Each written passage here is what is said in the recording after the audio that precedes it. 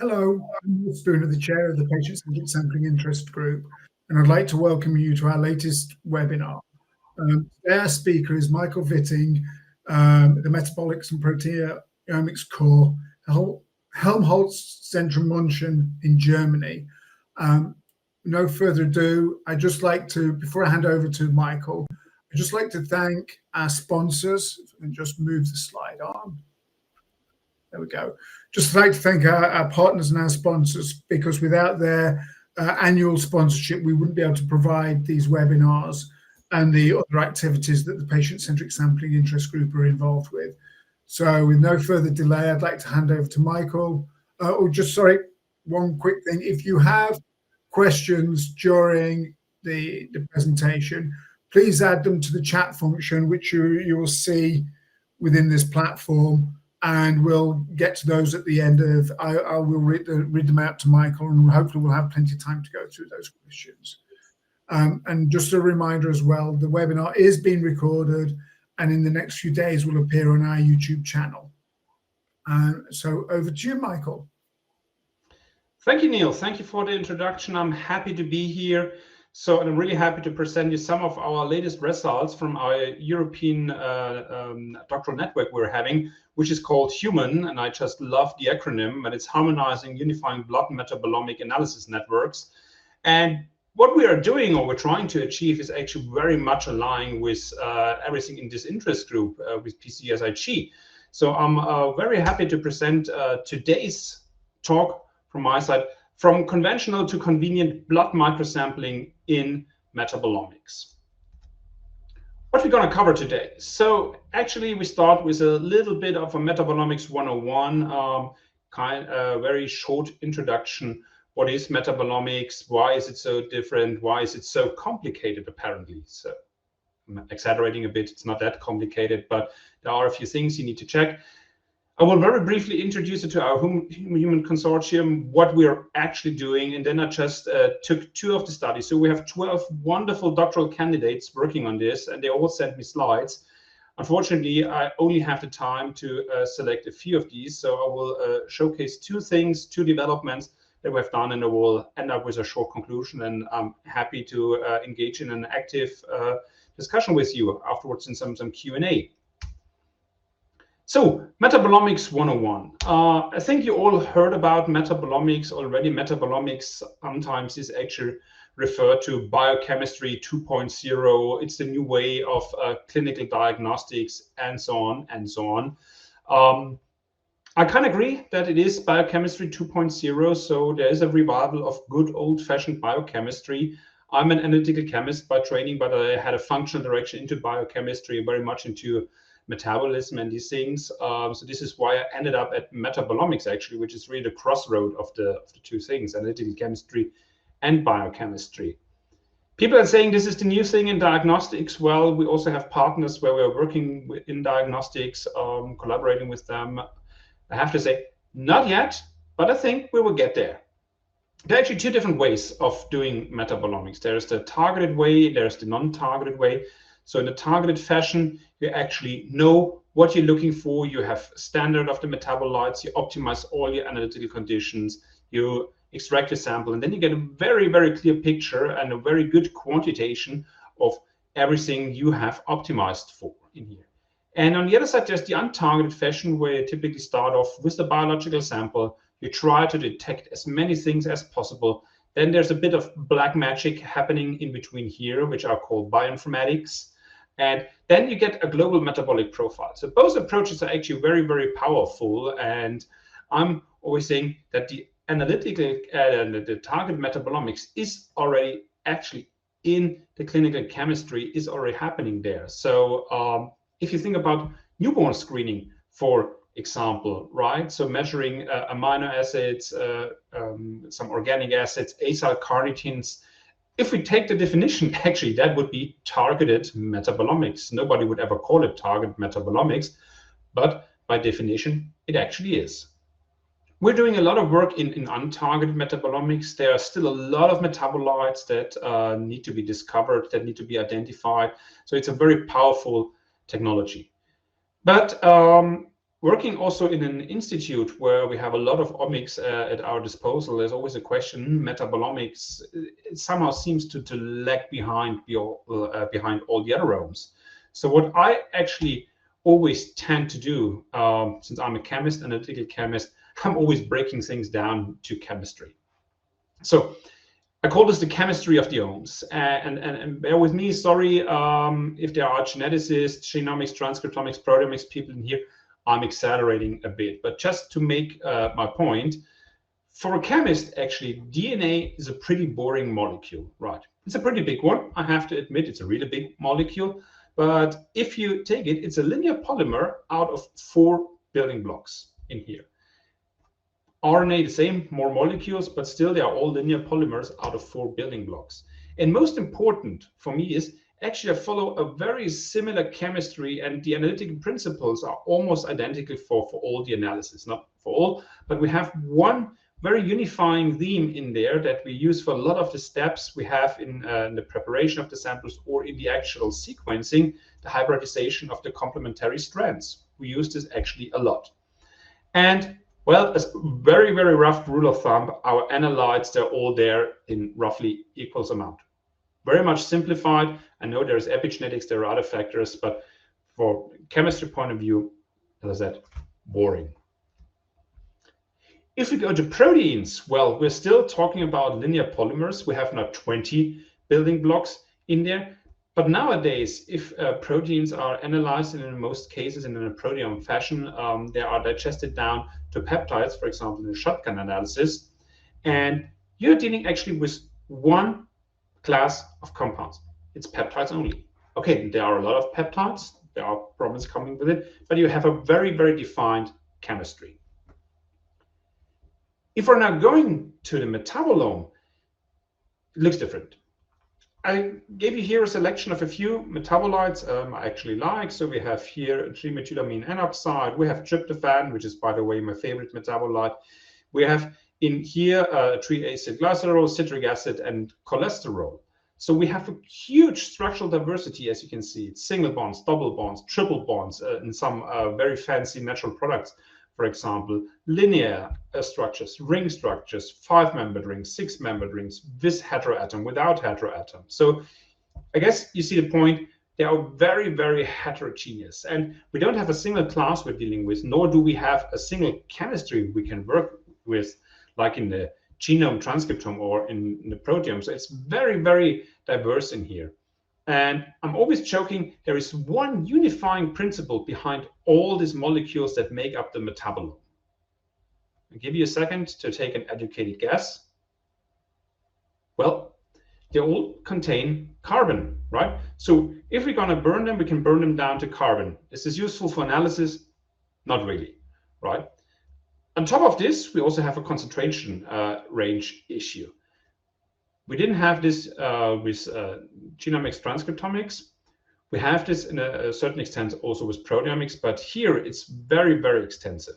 So this is an example. It's not from humans, it's from E. coli. This is a stationary phase E. coli. And these are the top 100 metabolites measured in there in the stationary phase E. coli. And what you see here is actually this is a log scale. And we're talking about 1, 2, 3, 4, 5, 6, and here below that would be the 7th one. So several orders of magnitude, and this is only the top 100 metabolites.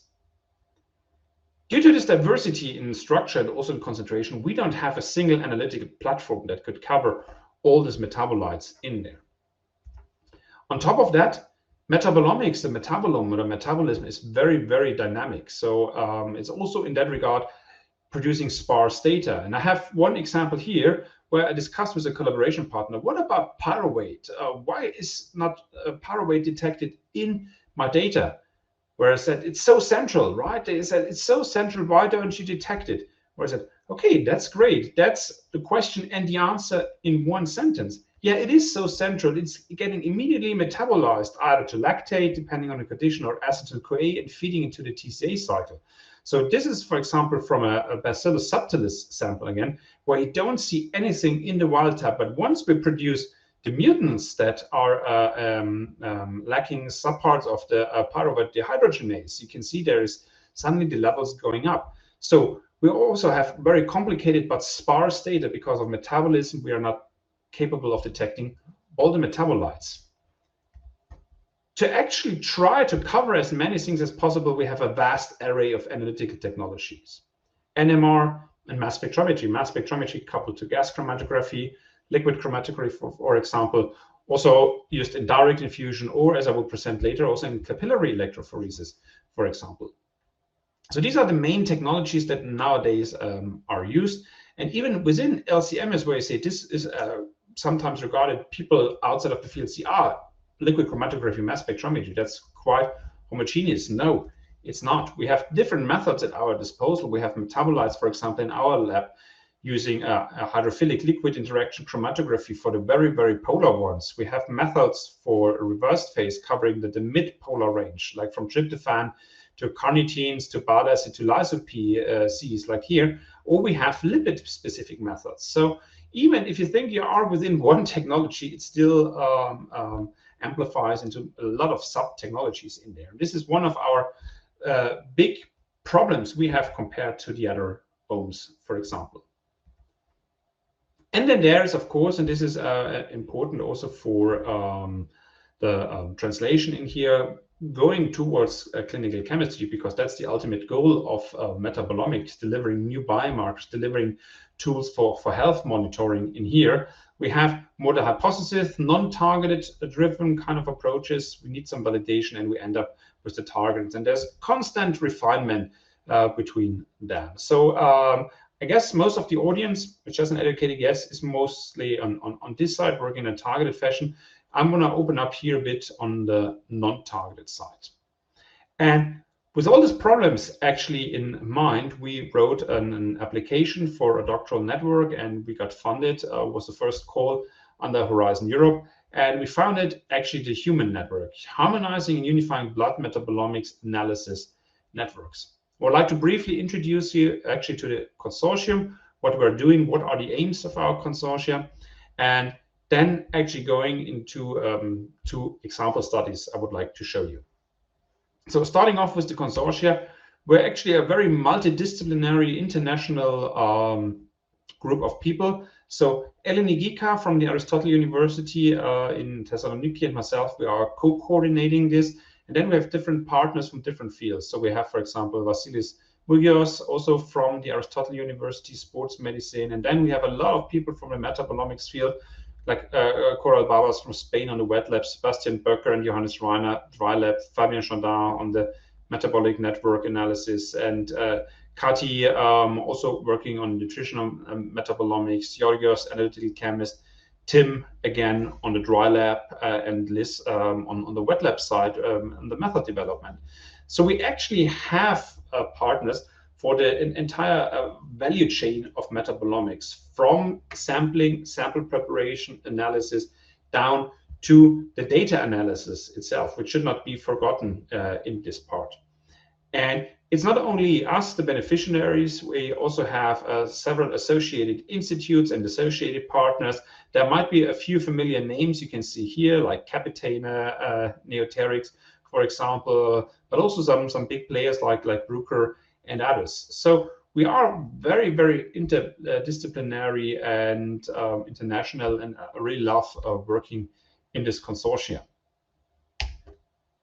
And to make a long story short, we have one major aim, which we break down in a few smaller aims, but our aim is actually democratizing metabolomics. Why democratizing metabolomics?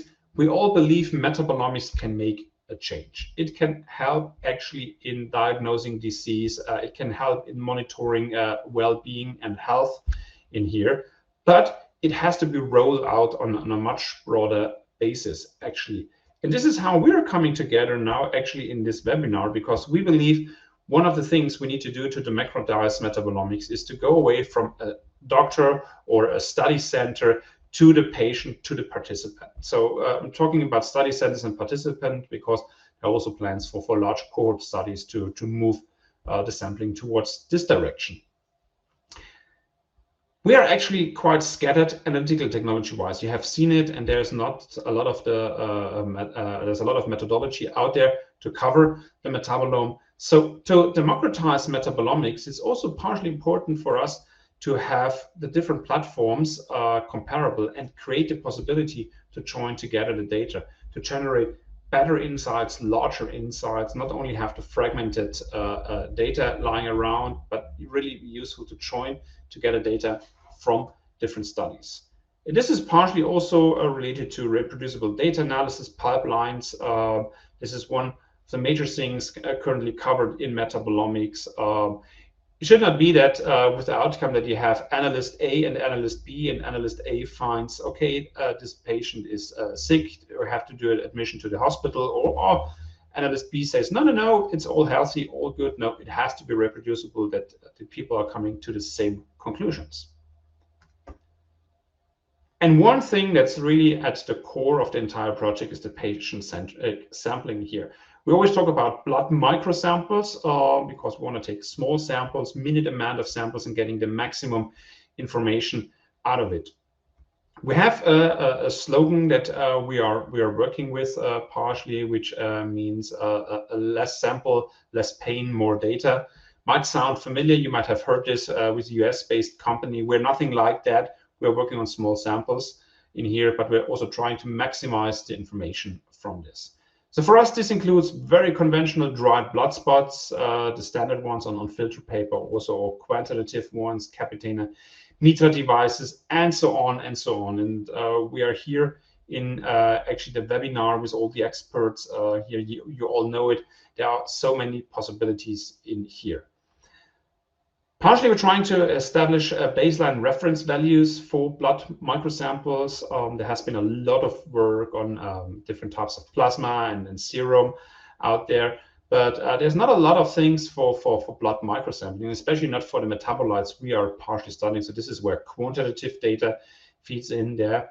And we also want to develop and validate protocols for targeted and untargeted metabolomics to make this actually useful in different settings. So for example, we are working here in Munich with the sports medicine, and you probably know that the athletes don't like to be pricked by a needle all the time in between if they're doing their exercises. But with a small amount of drops, with a finger prick, for example, we can actually collect much more samples, get much better insights into the different studies we're conducting. We have much denser data. We have much more time points, for example.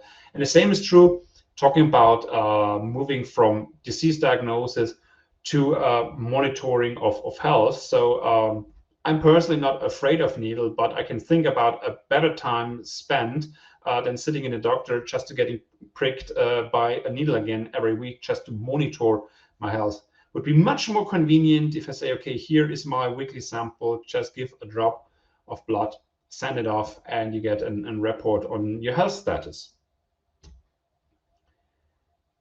Coming to actually all these scattered efforts, it's a huge problem in metabolomics at the moment that everybody is basically doing what they want, which in one part is good. It gives us a lot of opportunities, different ways tackling the same problem. But on the other side, what about the comparability of all the results? So we started to conduct actually a few ring trials to get some insights. Where is the variation coming from between the metabolomics results? And are there ways actually that we can treat the data to join them together, even though they are coming from very, very different instruments in here? So this is very important. This is more the analytical chemistry side of things for us, how to make non-targeted metabolomics more comparable. And I'm mostly talking here about non-targeted because in a targeted fashion, ideally, you get a value which is an absolute concentration, and this absolute concentration should be correct and in theory, not always in practice, also be comparable across the different laboratories. You all know it, right? So this is very important. This is very close to my heart. How can we actually join data from multiple studies? And especially when it comes now to democratizing metabolomics, we will have much more samples that need to be analyzed, right? So if people are coming in, say, I want to have my weekly health checkup via metabolomics, for example, there will be many, many more samples that need to be measured. So we have to spread this out over multiple centers, multiple laboratories, and so on. So in order to join data together, we need this to understand this actually complexity and the comparability of these things. And again, last point here for the general introduction, reproducible data analysis. Well, you don't want to have result A and result B just because you have two different analysts looking into the data. No, you want to have consistent results. So we are trying to develop workflow solution actually to work with versionized software and workflows, for example, in Docker containers, and also with versionized metabolite databases and MS libraries to make data reproducible and clearly working in this regard. So also quality control is a big topic, and many of us are also active in the field of quality assurance and quality control in metabolomics. Now, coming from the dry theory, going to some example studies that have been conducted. Again, we have this wonderful network. We have 12 doctoral candidates in here, and I took now the work of 2 doctoral candidates that have been working on this. And one thing I've learned, so you might have seen that there is some clinical CROs actually in our partners of the network, is to learn the difference between metabolomics and clinical analytics in here. And one of the most important factors for this is actually speed. And one day I was asking somebody from one of these laboratories and said, okay, if metabolomics should be is of interest for you, what's the time frames we're talking about? So you have this laboratory street. If you want to have a full-blown metabolomics analysis, give me a number. What should be the time for one single sample? And the answer was, okay, somewhere between 8 to 12, 15 minutes, including sample preparation. People from the metabolomics field first were shocked, and I said, okay, I'm also shocked. Okay, that's actually quite short. This is not a time frame we are typically working with, but at least now we have an answer to this, and we can develop now our workflows towards this. And this is actually one of the first things, throughput. Can we actually go and increase the throughput of our analysis, that we might have the possibility to have really measurements integrated into online laboratory streets, for example. And this is work conducted at the Imperial College together with the UROC research, and there are the 2 students, Anna and Philly, involved. So Anna is the analytical chemist on one side, working on the wet lab, and Philly is doing the dry lab analysis in Johannes' laboratory, and Anna is with Tim and Liz at the Imperial College. And they actually tried what we call the RAMP method, or they at the Imperial called the RAMP method, Rapid Microbiome Metabolic Profiling Analysis, for lipid analysis. And we started to compare actually some blood microsampling devices using this method. So we had a very simple setup to get a first overview into this. We basically compared capitainer with whole blood and plasma. So we had different health volunteers, 5 males and 5 females, which were donating the blood to us, capitainers with plasma and with whole blood. We did a very simple, sorry, if I'm saying we, I mean they did a very simple lipid extraction with water isopropanol, and used the standard method that was developed there in positive-negative ionization mode, and compared this against the so-called RAMP method. And what you can see is actually here the columns dimension. This is fairly typical. Here it's 2.1 millimeter in a diameter across 100 millimeter column, whereas here it's a 1 millimeter and 50 millimeter column, so very, very short. Very important for using this RAMP methodology is that you have to tweak your LC system a bit to have very short connections, low in a diameter, that you're not losing actually any of the separation power in here. Statistical analysis was done also with workflows that have been developed within our consortia, for example, the Metabonaut workflow, and we're annotating it's a non-target analysis with in-house matches or with external matches. Having a look into the data now, I think this is very convincing. Here, if you take the conventional method, we are around 15 minutes, and with the RAMP method, we can actually scale it down to 3.7 minutes. And as you will see in the next slides, there's actually not a lot of loss of information in here. So these were the samples, the profiles from a quality control samples, which is a pooled sample, capitainer, blood, so whole blood, and plasma. So actually you see that it's very comparable. We have the more polar lipids in here than the a bit more hydrophobic ones, the phospholipids, sphingolipids, ceramides in here, and towards the end, the really hydrophobic one, the triacid glycerols. And this is actually maintained in a very short, very fast method in here. We're talking here about really fast method. You can see it with the PQuiz. So with the conventional method, it's about 10 to 20 seconds, whereas with the ramp methods, we're really talking about 3 to 12 seconds. So you also need a fast scanning mass spectrometer in here to actually cover this. And from the results, that's the most important. Actually, of course, they are not identical, but you see that the separation is very, very comparable. So we have the quality control samples here in the middle. We have here the capitainer, the plasma, and the whole blood. And the separation between the conventional method and the ramp method actually looks very, very similar. And you see we have this similar very explained variance here between the principal components. So these results are actually very comparable. And this is very promising that we can actually scale up the things. You see it 15 minutes to 3.7 minutes. So it's less than a third of the method time from the conventional method. Comparing the numbers of features, you see it here by the numbers. Of course, there is a bit of loss. It's always happening if you shorten this method, but coming to the separation, this thing is working. So you saw it in the PCA. It's a very simple study, proof of principle, that with the dried blood spots and the plasma and the whole blood, we can separate it based on the lipid profile. And the idea behind that is not to have everything through a short method. Yes, this is the first screening, but if there is some abnormal values to be found, you can still go for a conventional method. But what you don't want to do is to screen everybody with this long and very lengthy method. No, you want to go fast for a first tier analysis and then have a second tier screening if there are any results that look abnormal in here. You can see also here from the features, it looks very comparable, and actually the features separating the three different types of devices are very, very similar. So you can see also here the separation between capitainer, the whole blood, and the plasma is conserved between the methods. And that is, for me, actually very, very promising.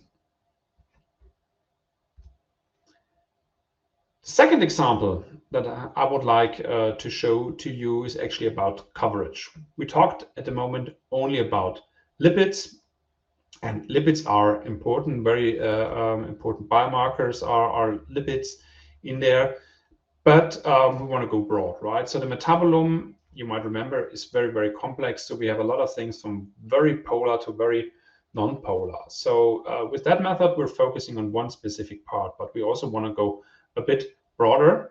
And this was done by actually Sarah from the SEM Biolab under the supervision of Coral and Anna. She's mainly working on lipidomics, but very recently, and with recently I mean within the last 10 days to 2 weeks, she got a paper published also covering more of the polar part.